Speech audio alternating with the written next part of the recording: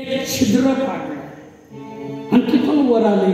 पूर्णपणे या दंडकारण्यामध्ये असुर आपल्या असुरतेनं थैमान घालू लागले. त्याही भागामध्ये एक राक्षस होता, असुर होता, त्याचं नाव होतं सोन्नर. तोच त्याच नगरीतला शिन्नर, त्याच्यावरून त्या नगरीला शिन्नर नाव पडलं. सोन्नर नावाचा असुर. शिव आनंदाच्या भरामध्ये मी आता भगवान दत्तांना अनुग्रह देण्यासाठी जात आहे. ऋषीमुनी माझी वाट पाहत आहे. त्रैलोक्यातील देवदेवता आले आहेत. म्हणून आनंदाच्या भरामध्ये पुढे मातेला चालवेना बरोबर बालक. मग तिच्या कडेवरच घेतलं आणि एकदम आकाश मार्गे असं वेगाने धावू लागले. हा सोन्नर नावाचा असुर त्याने भैरवाचं रूप धारण केलं आणि भैरवाचं रूप धारण केल्यानंतर सांगितलं, भगवान द्या माझ्याकडे, माता मागे आहे तोपर्यंत, आल्यानंतर मी मातेकडे दी. असं होय. तेवढ्यामध्ये त्याने कुणाकडे दिलं?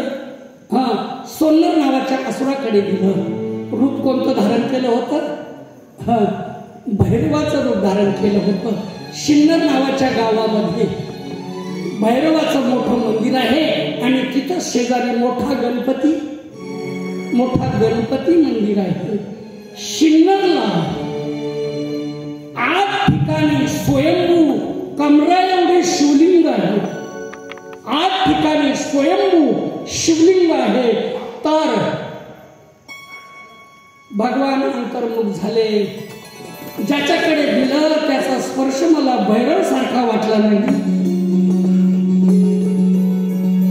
एवढं मनात आलं तर अष्टभैरवांनी विचार केला, आपलं रूप धारण केलंय, आपण त्या बालकाचं रक्षण केलं. अष्टभैरव प्रगट झाले, पुन्हा एक रूप झाले आणि त्या सोन्नराचा वध केला. तेच शिन्नर वध केला आणि माता दिसत नाही, पार्वती दिसत नाही म्हणून भोलेनाथानं मागं पाहिलं. तेवढ्यात मुद्दाम ज्यांनी त्याचा वध केला, सोन्नराचा वध केला, त्याने आकाशवाणी केली, शिव पार्वती तुमचा श्री गणेश मारला गेला, गणेश मारला गेला, गणेश मारला गेला. भगवान भोलेनाथानं विचार केला, तिने जर ही वाणी ऐकली तर प्राण सोडून, म्हणून पुन्हा तिथून भोलेनाथ निघाले, तिच्या शोधात निघाले. तर महाराष्ट्र, आंध्र, कर्नाटक सरहद्दीवर ती पागल झालेली दिसली म्हणून ती येडाई माता म्हणून आज महापार्वतीनं म्हणजे पूर्ण पागल वेडवल्या खंडी श्री वेडवते अशा प्रकारचं रूप धारण केलं म्हणून येडाई माता आपल्या कर्नाटक आणि महाराष्ट्र सरहद्दीवर येडाई मातेचं फार भव्य मोठं संस्थान. लक्ष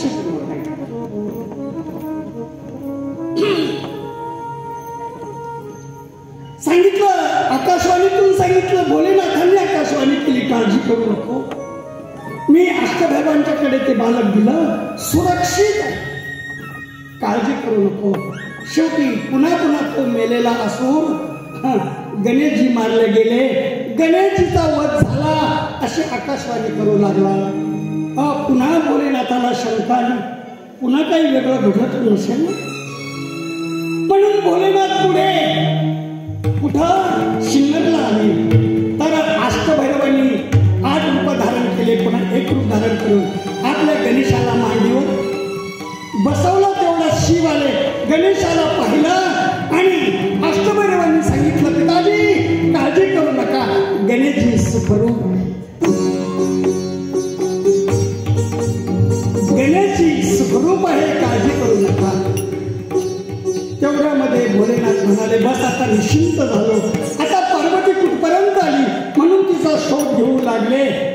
तर येडाई या रूपातून जेव्हा बाहेर पडली तर मुद्दाम अंगावर माती, मुद्दाम कुठल्या तरी अशी पानं अंगावर घ्यायची वेड्यासारखी. माझा गणेश मारला गेला, माझा गणेशाचा वध झाला, माझा गणेश मारला गेला. महाराज शोकांतिक होऊन धावत होत्या. वैशाखाचा महिना होता. जिकडं तिकडं मातीचा फुफोटा भरला होता. त्या फुफोट्यामध्ये, त्या धुळीमध्ये त्या पूर्ण एकरूप झाल्या. शिव तिच्या शोधार्थ निघाल्यानंतर फुफाट्यातून आवाज होत होता, माझा गणेश मारला गेला हो, कुठाय तुम्ही, कुठाय तुम्ही. तेवढ्यात भोलेनाथानं खाली पाहिलं. फुफाट्यातून आवाज येतो, माझा गणेश मारला गेला. फुफाट्यातून आवाज येतो.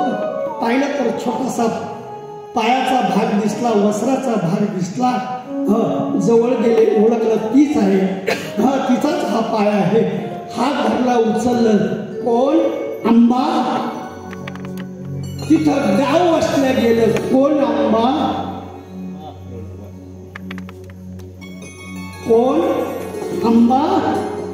म्हटलं हो काय म्हणता अंबा अंबा, माझा गणेश कुठं आहे? अस्का मुस्की रडू लागल्या, तोंड नपटू लागल्या. काय म्हणाला तुम्हाला? माझा गणेश कुठं आहे? मला माझा गणेश हवाय, मला माझा गणेश द्या. गणेश कुठं आहे? भगवान भोलेनाथ म्हणतात थोडी शांत हो. गणेश सुखरूप आहे. डोक्यावर हात ठेवला, तिला शांत केलं. शोक करू नको, गणेश सुखरूप आहे. काय म्हणता? गणेश सुखरूप आहे. तुमचा शब्द सोन्याचा हो, सोनंबा. तुमचा शब्द सोन्याचा हो, सोनंबा. अगोदर दुःखासरू आणि माझा मुलगा सुखरूप आहे, आनंद असरू. दोघांच्याही नयनातून वाहिलेले अश्रू वाहू लागले. म्हणून कोणंबा सोनंबा या ठिकाणी देव नदीचा उगम आहे. तीच देव नदी आपल्या गोदावरी संगमावर सांगवीला आली. आणि सांगवीला आल्यानंतर मी बोलून गेलो, महाराज माता पार्वतीने स्वप्न पडले संपुष्टात येऊ नये म्हणून भोलेनाथानं उपाय सांगितला. जा